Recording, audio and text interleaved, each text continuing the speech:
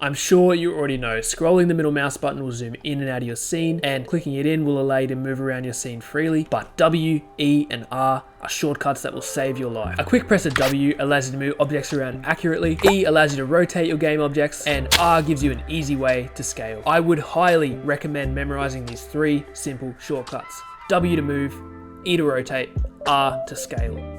Any changes you make while your game is running are going to be destroyed as soon as the game stops. Unity actually has a feature which allows you to change the HUD to your favorite color while the game is running to avoid losing any work. To change that, head on over to Edit, top left, Preferences, and under Colors, Play Mode Tint. Change that to whatever color you want. You can select multiple objects in the game world or the hierarchy by holding down Shift or Control. Once you've clicked on an object, Shift will select all objects in between the two selections, while Control will add whatever object you click to the selection. Also, I'm sure you already know this, but Control Z will undo the last thing you did, and Control D will duplicate an object in the game world. If you create an empty game object in the hierarchy, you can drag other objects into it and use it like a folder. This is essential for clearing up the insane clutter of having hundreds of separate objects in your hierarchy.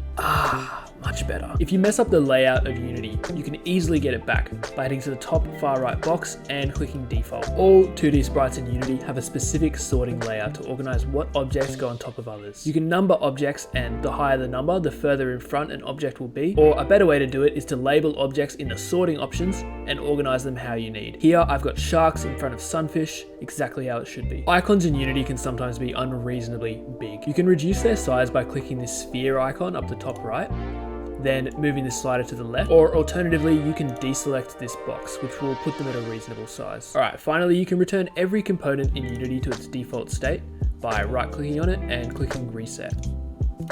Hope this video helped. Like and subscribe for more.